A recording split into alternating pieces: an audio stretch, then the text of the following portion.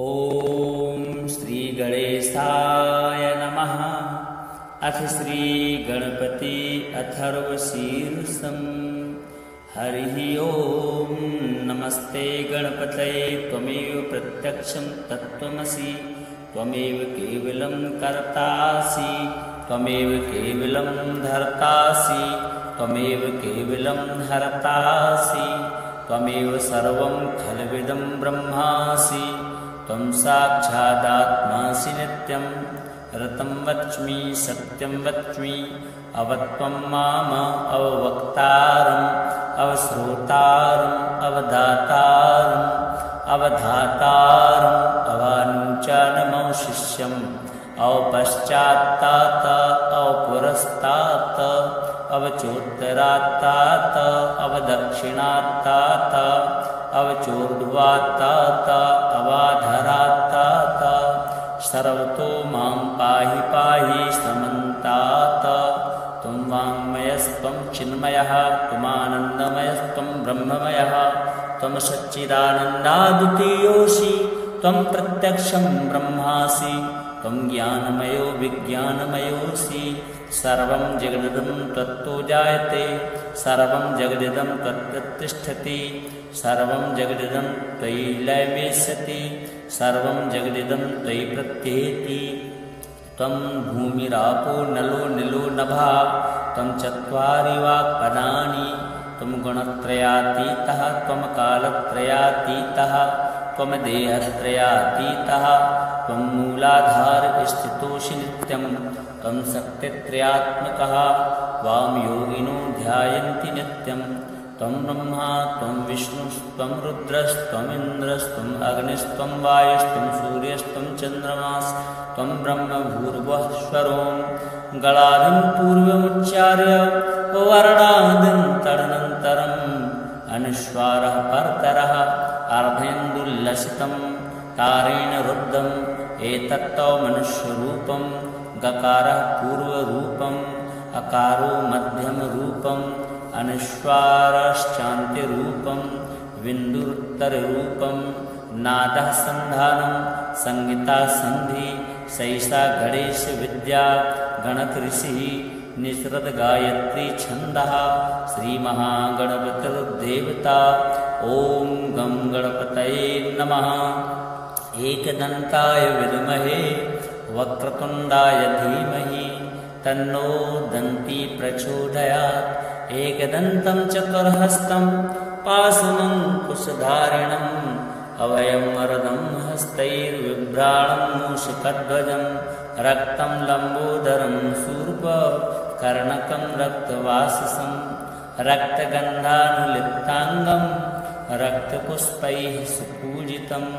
भक्तानुकम्पिनं देवं जगत्कारणमच्युतम्, आविर्भूतं च सृष्ट्यादौ प्रकृतेः पुरुषात् परम्। एवं ध्यायति यो नित्यं स योगी योगिनां वरः। नमो व्रातपतये नमो गणपतये नमः प्रमथपतये। नमस्तेस्तु लम्बोदरायैकदन्ताय विघ्नविनाशिने, शिवसुताय श्रीवरदमूर्तये नमो नमः। हरिः ॐ। नमस्ते गणपतये त्वमेव प्रत्यक्षं तत्त्वमसि, त्वमेव केवलं कर्तासि, त्वमेव केवलं धर्तासि, त्वमेव केवलं हर्तासि, त्वमेव सर्वं खल्विदं ब्रह्मासि, त्वं साक्षादात्मासि नित्यं।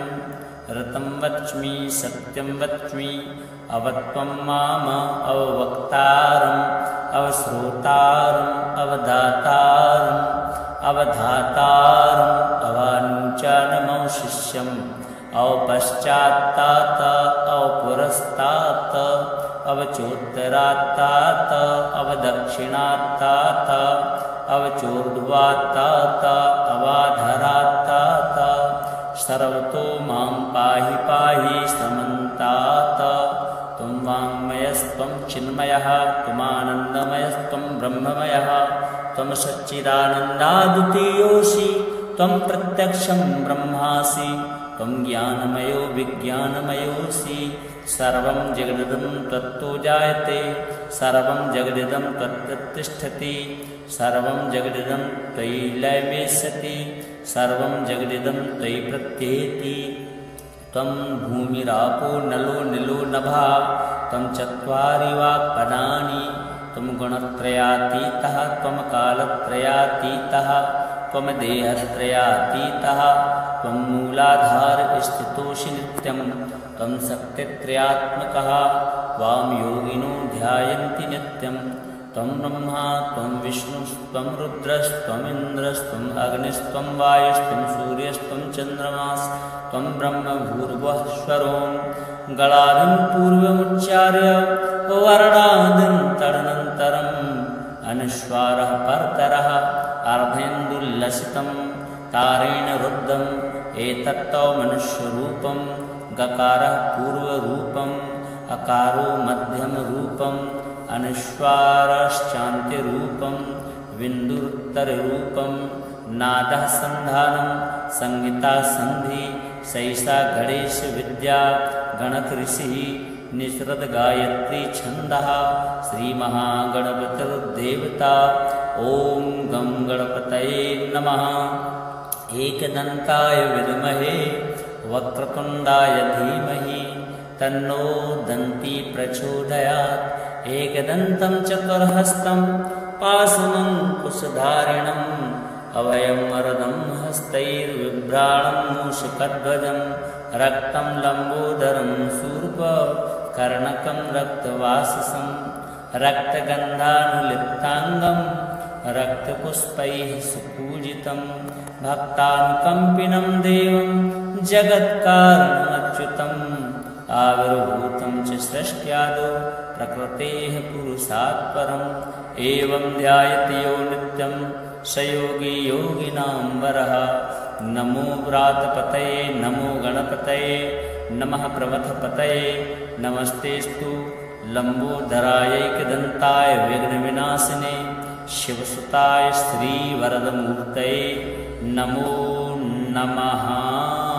हरिः ओं नमस्ते गणपतये त्वमेव प्रत्यक्षं तत्त्वमसि त्वमेव केवलं कर्तासि त्वमेव केवलं धर्तासि त्वमेव केवलं हर्तासि त्वमेव सर्वं खल्विदं ब्रह्मासि त्वं साक्षादात्मासि नित्यं ऋतं वच्मि सत्यं वच्मि अवत्वं माम अववक्तारम् अवश्रोतारम् अवदातारम् अवधातारम् अवानुचानमवशिष्यम् अवपश्चात्तात अवपुरस्तात अवचोत्तरात्तात अवदक्षिणात्तात अवचोर्ध्वात्तात अवाधरात्तात सर्वतो मां पाहि पाहि समन्तात त्वं वाङ्मयस्त्वं चिन्मयः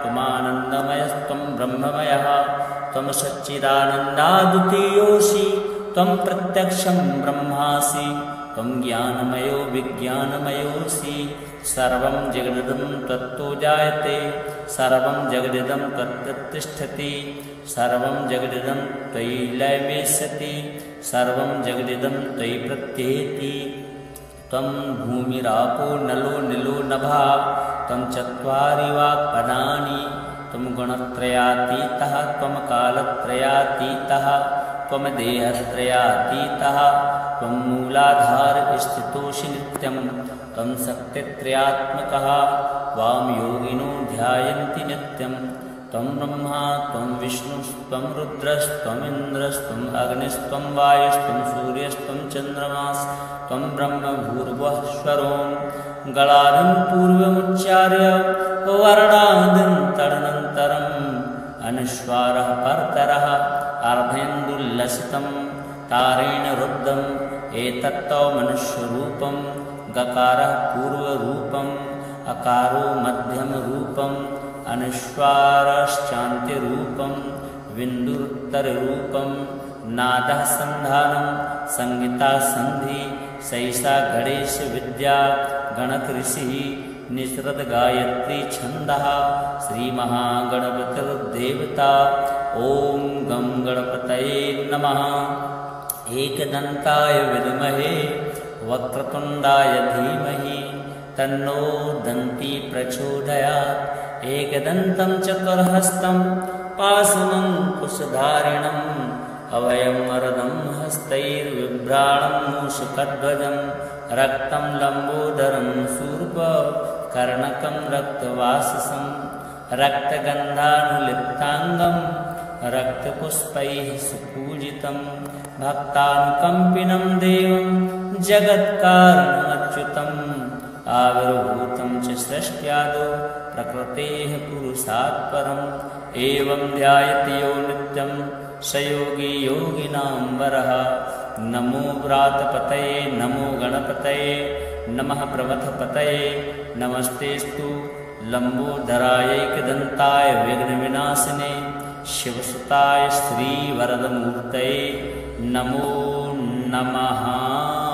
हरिः ओं नमस्ते गणपतये त्वमेव प्रत्यक्षं तत्त्वमसि त्वमेव केवलं कर्तासि त्वमेव केवलं धर्तासि त्वमेव केवलं हर्तासि त्वमेव सर्वं खल्विदं ब्रह्मासि त्वं साक्षादात्मासि नित्यं ऋतं वच्मि सत्यं वच्मि अवत्वं माम अववक्तारम् अवश्रोतारम् अवदातारम् अवधातारम् अवानुचानमवशिष्यम् अवपश्चात्तात अवपुरस्तात अवचोत्तरात्तात अवदक्षिणात्तात अवचोर्ध्वात्तात अवाधरात्तात सर्वतो मां पाहि पाहि समन्तात।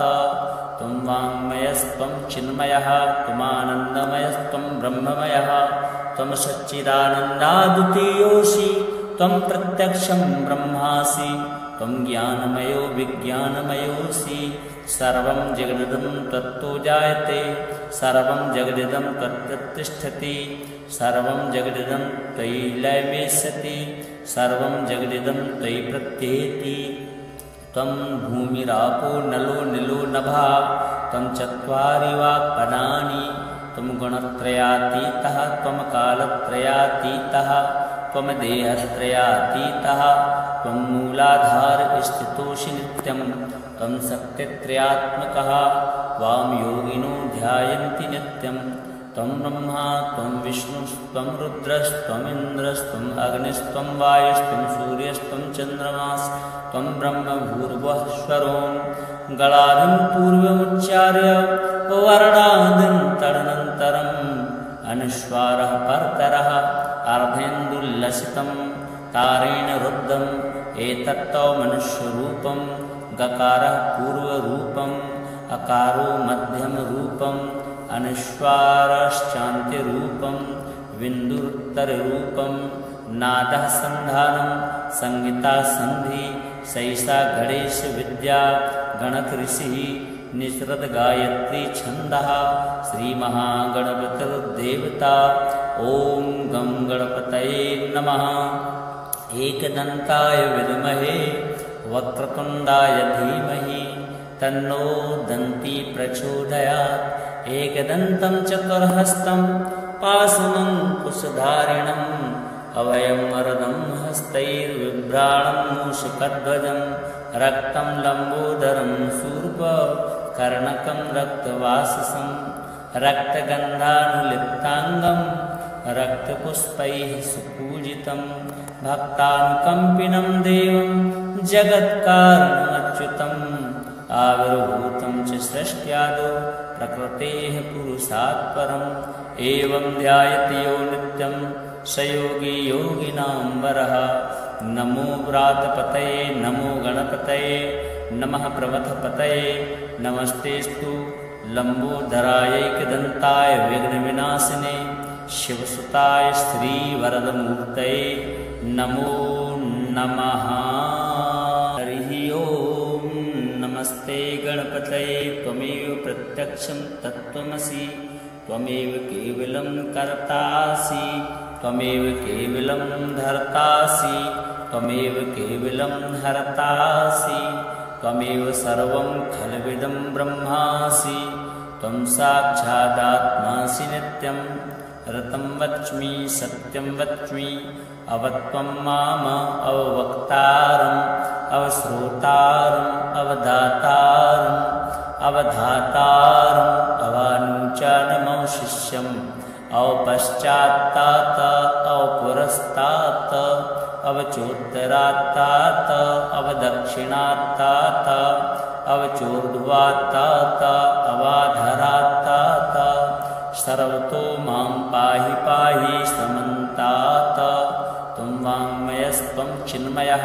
त्वमानन्दमयस्त्वं ब्रह्ममयः त्वं सच्चिदानन्दाद्वितीयोऽसि त्वं प्रत्यक्षं ब्रह्मासि त्वं ज्ञानमयो विज्ञानमयोऽसि सर्वं जगदिदं त्वत्तो जायते सर्वं जगदिदं त्वत्तिष्ठति सर्वं जगदिदं त्वयि लयमेष्यति सर्वं जगदिदं त्वयि प्रत्येति त्वं भूमिरापो नलो निलो नभः त्वं चत्वारि वाक्पदानि त्वं गुणत्रयातीतः त्वं कालत्रयातीतः त्वं देहत्रयातीतः त्वं मूलाधार स्थितोऽसि नित्यं त्वं शक्तित्रयात्मकः वामयोगिनो ध्यायन्ति नित्यं त्वं ब्रह्मा त्वं विष्णुस्त्वं रुद्रस्त्वमिन्द्रस्त्वम् अग्निस्त्वं वायुस्त्वं सूर्यस्त्वं चन्द्रमास्त्वं ब्रह्म भूर्भुवःस्वरों गलादिं पूर्वमुच्चार्य वर्णादिं तदनन्तरम् अनुस्वारः परतरः अर्धेन्दुल्लसितं तारेण रुद्धम् एतत्तौ मनुष्यरूपं गकारः पूर्वरूपम् अकारो मध्यमरूपम् अनुस्वारश्चान्त्यरूपं बिन्दुरुत्तररूपं नादः सन्धानं संहिता सन्धि सैषा गणेशविद्या गणकऋषिः निसृत गायत्री छन्दः श्रीमहागणपतिर्देवता ॐ गं गणपतये नमः। एकदन्ताय विद्महे वक्रतुण्डाय धीमहि तन्नो दन्ती प्रचोदयात् एकदन्तं चतुर्हस्तं पाशमङ्कुशधारिणम् अभयं वरदं हस्तैर्बिभ्राणं मूषकध्वजं रक्तं लम्बोदरं शूर्पकर्णकं रक्तवाससं रक्तगन्धानुलिप्ताङ्गं रक्तपुष्पैः सुपूजितं भक्तानुकम्पिनं देवं जगत्कारणमच्युतम् आविर्भूतं च सृष्ट्यादौ प्रकृतेः पुरुषात् परम् एवं ध्यायति यो नित्यं स योगी योगिनां वरः। नमो व्रातपतये नमो गणपतये नमः प्रमथपतये नमस्तेस्तु लम्बोदरायैकदन्ताय विघ्नविनाशिने शिवसुताय श्रीवरदमूर्तये नमो नमः। हरिः ओम्। नमस्ते गणपतये त्वमेव प्रत्यक्षं तत्त्वमसि त्वमेव केवलं कर्तासि त्वमेव केवलं धर्तासि त्वमेव केवलं हर्तासि त्वमेव सर्वं खल्विदं ब्रह्मासि त्वं साक्षादात्मासि नित्यं ऋतं वच्मि सत्यं वच्मि अवत्वं माम अववक्तारम् अवश्रोतारम् अवधातारम् अवधातारम् अवानुचानमवशिष्यम् अवपश्चात्तात अवपुरस्तात अवचोत्तरात्तात अवदक्षिणात्तात अवचोर्ध्वात्तात अवाधरात्तात सर्वतो मां पाहि पाहि समन्तात त्वं वाङ्मयस्त्वं चिन्मयः त्वमानन्दमयस्त्वं ब्रह्ममयः त्वं सच्चिदानन्दाद्वितीयोऽसि त्वं प्रत्यक्षं ब्रह्मासि त्वं ज्ञानमयो विज्ञानमयोऽसि सर्वं जगदिदं त्वत्तो जायते सर्वं जगदिदं त्वत्तिष्ठति सर्वं जगदिदं त्वयि लयमेष्यति सर्वं जगदिदं त्वयि प्रत्येति त्वं भूमिरापो नलो निलो नभः त्वं चत्वारि वाक्पदानि त्वं गुणत्रयातीतः त्वं कालत्रयातीतः त्वं देहत्रयातीतः त्वं मूलाधार स्थितोऽसि नित्यं त्वं शक्तित्रयात्मकः त्वां योगिनो ध्यायन्ति नित्यं त्वं ब्रह्मा त्वं विष्णुस्त्वं रुद्रस्त्वमिन्द्रस्त्वम् अग्निस्त्वं वायुस्त्वं सूर्यस्त्वं चन्द्रमास्त्वं ब्रह्म भूर्भुवः स्वरों गणादिं पूर्वमुच्चार्य वर्णादिं तदनन्तरम् अनुस्वारः परतरः अर्धेन्दुल्लसितं तारेण रुद्धम् एतत्तौ मनुष्यरूपं गकारः पूर्वरूपम् अकारो मध्यमरूपम् अनुस्वारश्चान्त्यरूपं बिन्दुरुत्तररूपं नादः सन्धानं संहिता सन्धि सैषा गणेश विद्या गणकऋषिः निसृत गायत्री छन्दः श्रीमहागणपतिर्देवता ॐ गं गणपतये नमः। एकदन्ताय विद्महे वक्रतुण्डाय धीमहि तन्नो दन्ती प्रचोदयात्।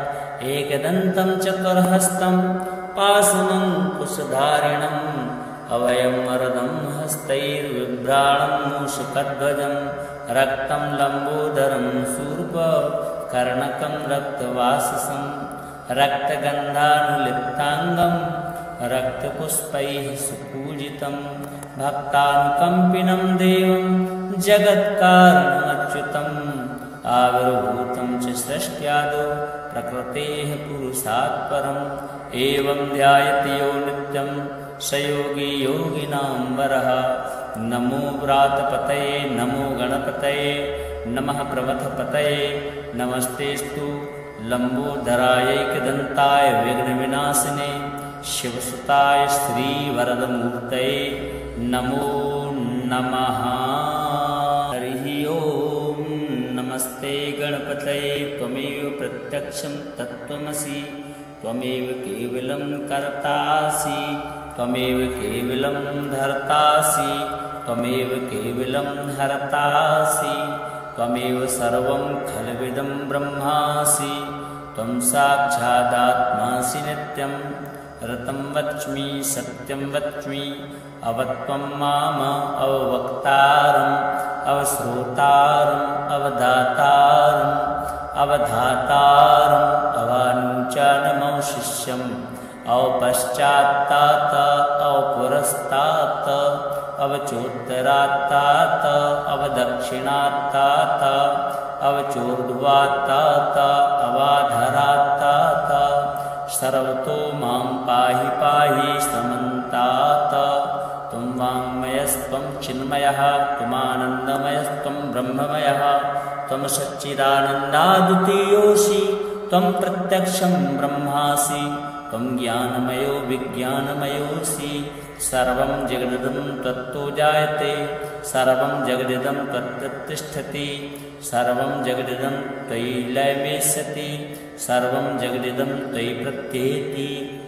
त्वं भूमिरापो नलो निलो नभः त्वं चत्वारि वाक्पदानि त्वं गुणत्रयातीतः त्वं कालत्रयातीतः त्वं देहत्रयातीतः त्वं मूलाधार स्थितोऽसि नित्यं त्वं शक्तित्रयात्मकः त्वां योगिनो ध्यायन्ति नित्यं त्वं ब्रह्मा त्वं विष्णुस्त्वं रुद्रस्त्वमिन्द्रस्त्वम् अग्निस्त्वं वायुस्त्वं सूर्यस्त्वं चन्द्रमास्त्वं ब्रह्म भूर्भुवः स्वरों गणादिं पूर्वमुच्चार्य वर्णादिं तदनन्तरम् अनुस्वारः परतरः अर्धेन्दुल्लसितं तारेण रुद्धम् एतत्तौ मनुष्यरूपं गकारः पूर्वरूपम् अकारो मध्यमरूपम् अनुस्वारश्चान्त्यरूपं बिन्दुरुत्तररूपं नादः सन्धानं संहिता सन्धि सैषा गणेश विद्या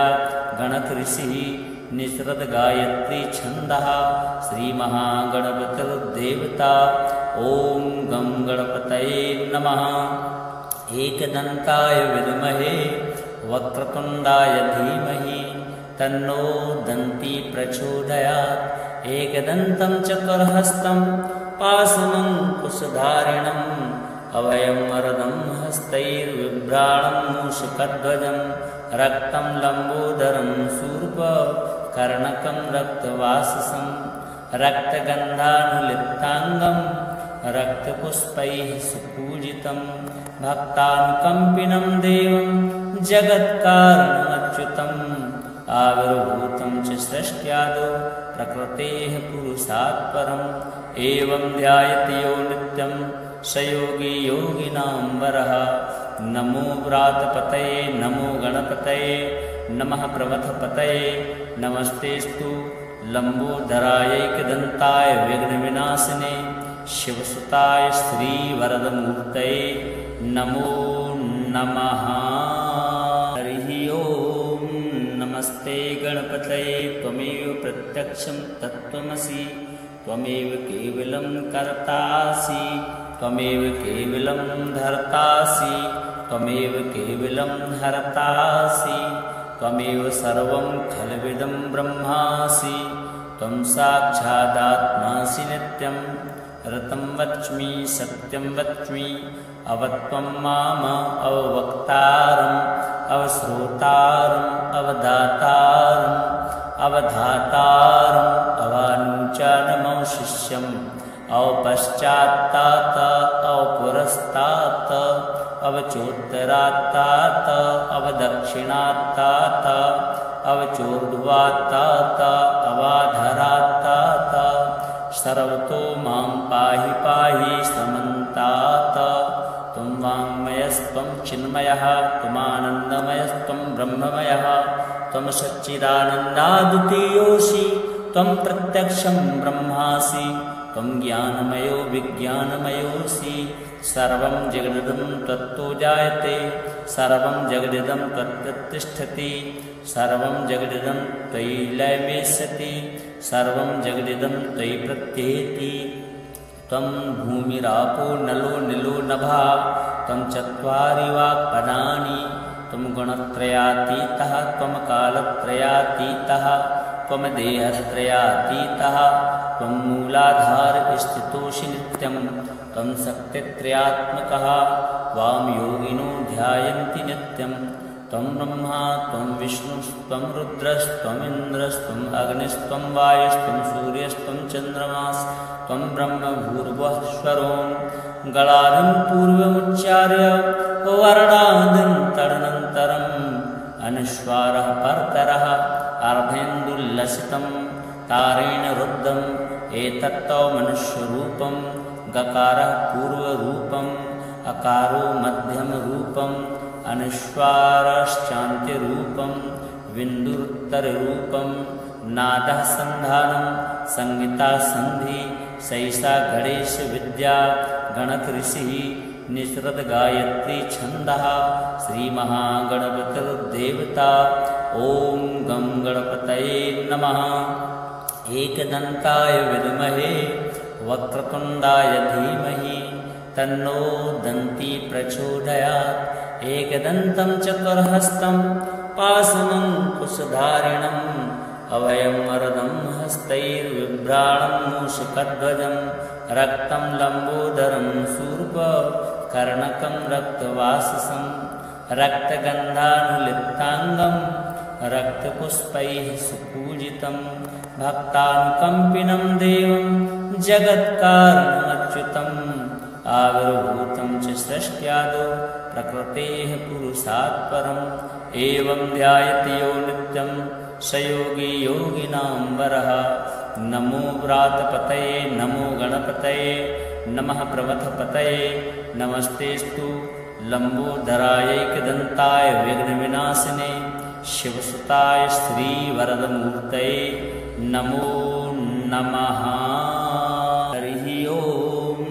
नमस्ते गणपतये त्वमेव प्रत्यक्षं तत्त्वमसि त्वमेव केवलं कर्तासि त्वमेव केवलं धर्तासि त्वमेव केवलं हर्तासि त्वमेव सर्वं खल्विदं ब्रह्मासि त्वं साक्षादात्मासि नित्यं ऋतं वच्मि सत्यं वच्मि अवत्वं माम अववक्तारम् अवश्रोतारम् अवदातारम् अवधातारम् अवानुचानमौ शिष्यम् अवपश्चात्तात अवपुरस्तात् अवचोत्तरात्तात अवदक्षिणात्तात अवचोर्ध्वात्तात अवाधरात्तात सर्वतो मां पाहि पाहि समन्तात त्वं वाङ्मयस्त्वं चिन्मयः त्वमानन्दमयस्त्वं ब्रह्ममयः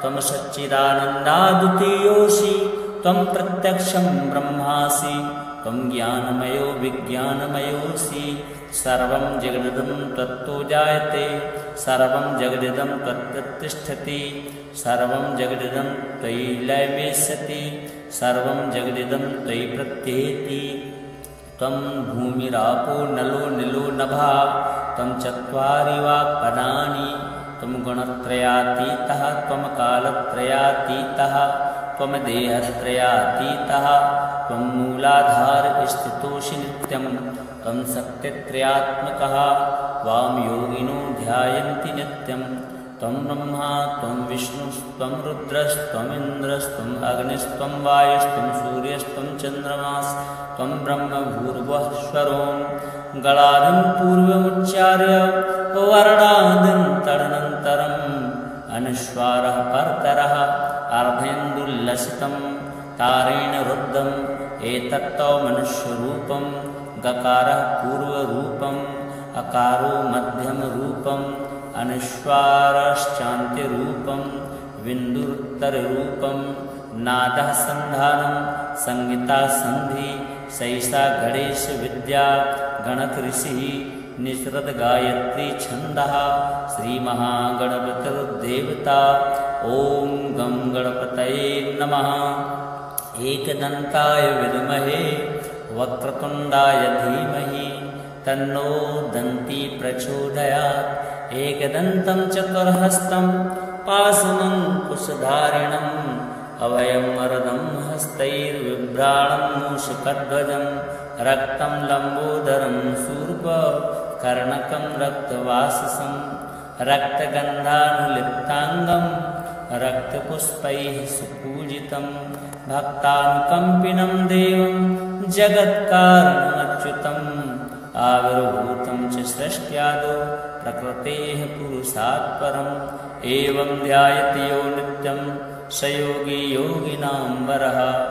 नमो व्रातपतये नमो गणपतये नमः प्रमथपतये नमस्तेस्तु लम्बोदरायैकदन्ताय विघ्नविनाशिने शिवसुताय श्रीवरदमूर्तये नमो नमः।